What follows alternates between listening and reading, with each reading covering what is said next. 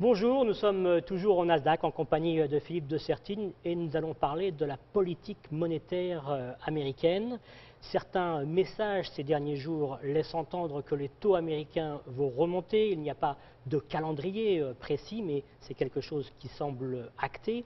Et là, il y a, comme toujours, lors des actions de la Fed, deux interprétations possibles. Première interprétation, celle optimiste. Il y a des signaux positifs et la croissance est solide, donc la Fed estime qu'il est temps de remonter les taux. Deuxième interprétation, plus pessimiste, eh bien, la croissance reste toujours fragile, mais la Fed va remonter les taux car il y a des risques systémiques à laisser les taux bas, à un niveau historiquement bas pendant une période aussi longue. Alors quel est votre scénario préféré?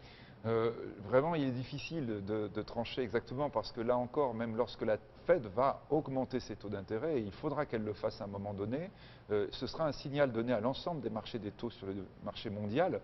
Et là, on pourra avoir des conséquences qui pourront être très différentes entre l'économie, par exemple, européenne ou japonaise et l'économie américaine.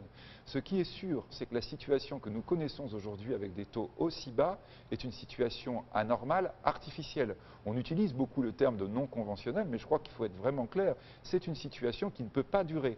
Elle est déjà, du point de vue de la durée que l'on a connue, déjà extraordinaire, historiquement très très longue. Elle ne pourra pas perdurer de manière éternelle, et donc ça signifie qu'à un moment donné, il y aura remontée.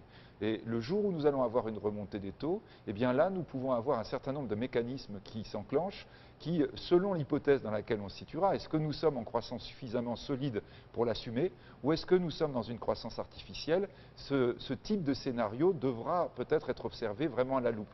On redoute beaucoup, évidemment, on va dire, l'espoir de soft landing qui avait déjà existé dans les années 2005. Il faut rappeler que l'augmentation des taux à la fin de l'ère Greenspan et au début de l'ère Bernanke, on l'a déjà connu, et en réalité, ça a été l'une des causes de la crise immobilière qui a donné lieu ensuite à la grande crise de 2007. Donc on est dans cette situation où on sent qu'il va falloir revenir d'une certaine façon à la normale.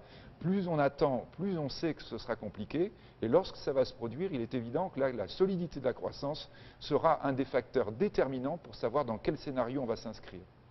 Merci Philippe de Sertine.